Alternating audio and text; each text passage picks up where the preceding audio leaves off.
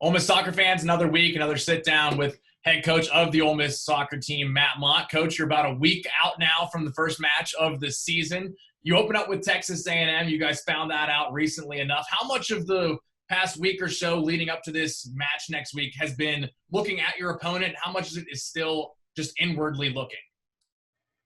Yeah, the tricky thing is scouting is null and void, right? We don't know anything about them.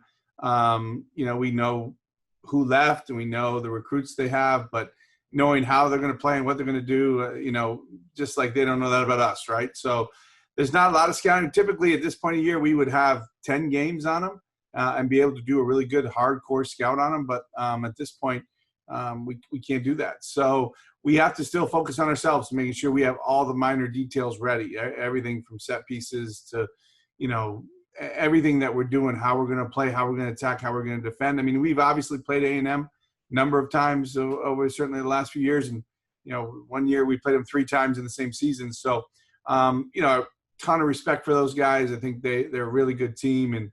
But right now we're still pretty focused on us and what we're going to need to do in the game. But it's certainly very exciting to know we have an opponent. We know who it is. We have a schedule, and we know who an opponent is. That's pretty awesome. You've brought up in the past that depth is a real strength for this team this year. Teaming that up with the fact that there are only 8 matches for this team, it sounds to me like the players who are going to be on the pitch are going to be able to go harder for their time on the pitch. And how much is that going to help benefit your team as you push into the season? I think it's massive, right? We obviously still have the virus that we're dealing with, so we've got to be, hoping we get everybody for every game, but knowing that anything's possible at any point. So having some depth is going to be huge importance. But I like my team. I like how hard they're working, and certainly with only one game on the weekend, that's the other big difference, Seth. Usually, we're going Thursday, Sunday. So just knowing we have one game, 90 minutes, we absolutely can run people in and keep people fresher than probably we normally would on a weekend where, we get a couple goal lead. Maybe we need to take somebody out and that kind of stuff. So really, really important, but certainly excited about getting underway. And sometimes, Coach, you played 2-3 matches on a weekend with the overtime stretch y'all had a season ago. So that's even better knowing that this year it won't be that way. We all know it's not going to every match isn't going to go into extra time. So that's right. Good. We'll be talking to Channing Foster, and I know Rebel fans are very familiar with her name. She's been lethal since the moment she stepped on campus. What makes her such a special player? She's got some great attributes, right? She's got we laughed and joked about this a bunch now, left foot, right? Great left foot. But she's also just as deadly with her right foot. But what makes her special is her work rate. I mean, she is all over the field. She's able to press a back line almost by herself. She never stops working. She's running as hard at the end of the game as she is at the beginning of the game. She's a winner. Right. She has scored some dramatic goals for us for sure. And she's just a player that works as hard as anybody on the pitch in every single game. There's never been a time in her career that I've said, Channing's not up for it today, or Channing's not working hard today, or those kind of things. When the game comes on and the lights shine, she's flying, and she makes it really hard for defenders. She's technically super clean. And understands her position really well, how to unbalance defenders. So, and she can bring people in. She can play attacking mid. Some people would say attacking mid may be her best spot because she does work so hard.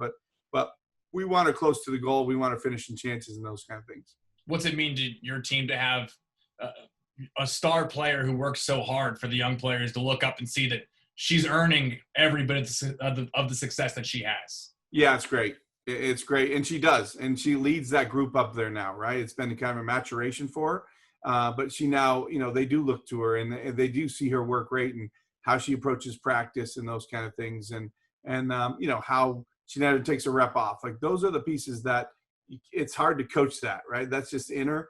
And she wants to get better. She every game we can win 7-0 and she could score 4 goals. And then it wasn't good enough. I didn't do this right. I didn't do that right. She's that type of player. So those are the guys that definitely succeed, and she's a big-time player for us.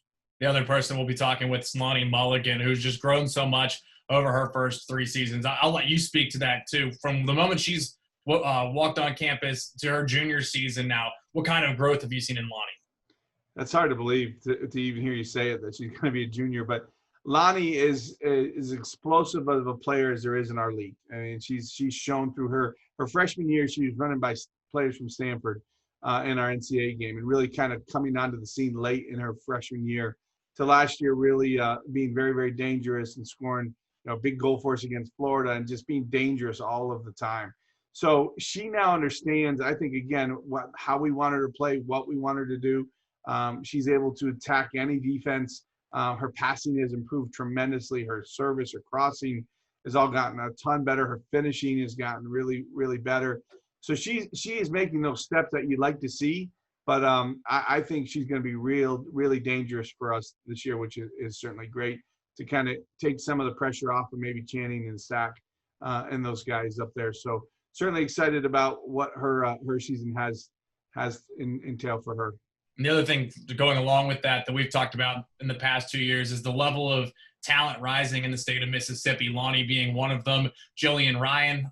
You're continually adding new faces to this program from their home state who are making immediate impact. How big is that for the state of Mississippi to continually appreciate the game of soccer? Yeah, no, it's great. I mean, seriously, we are recruiting a ton in the state. Obviously, we always start in the state first, but Lucy Green is with us now, who's doing a great job and is really battling, for a starting spot.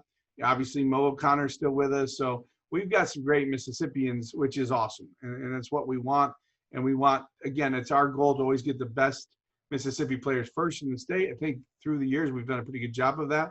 And that's something that is really important. And it's just great for them when they play against Mississippi State, that rivalry, it really runs true for them. So we want that. We want them to represent their state, and they really take that as an important piece to their game, which is great for sure. But Jill's done great. But Lonnie is a true blue Mississippian, the pride of Hattiesburg for sure. But she's an important piece to our team. She's she's not afraid to tell you what she thinks, and she's very vocal on the field and very vocal in the locker room. And when we have meetings, she's very opinionated and has great insight on kind of the world and what we're doing. And we're just so thankful she's a Rebel. We said the schedule has been released. The television schedule is going to be released as well. But the SEC Network's explosion over the past years has been huge for Olympic sports across the SEC.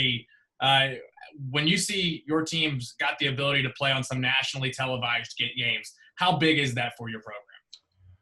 I think it's great, Seth. I think it adds a little bit even more juice to the game for sure. It's a huge recruiting tool. My mom lives in upstate New York. She gets to see it, which is just awesome, and all over the country, right? We have fans in California or families, spread out throughout the country. The idea if they can't make it here, they're able to watch, and it's just awesome. And we're so fortunate. We're so fortunate to be playing, right?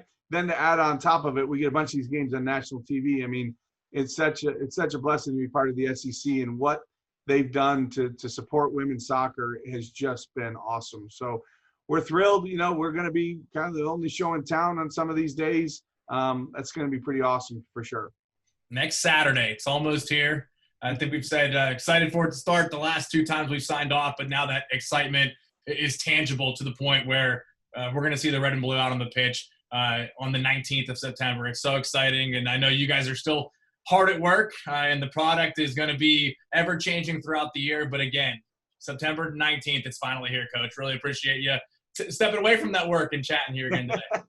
Anytime, Seth. It's always a pleasure to chat with you. And the exciting thing is we're so close. We're so close to actually playing, which there's a long part we didn't know if we were going to be able to. So the idea that we are, Keith Carter, Lynette Johnson, the people at the SEC could be more thankful from a soccer standpoint. That's for sure. Take care, Coach. Thanks again. Thanks, Seth.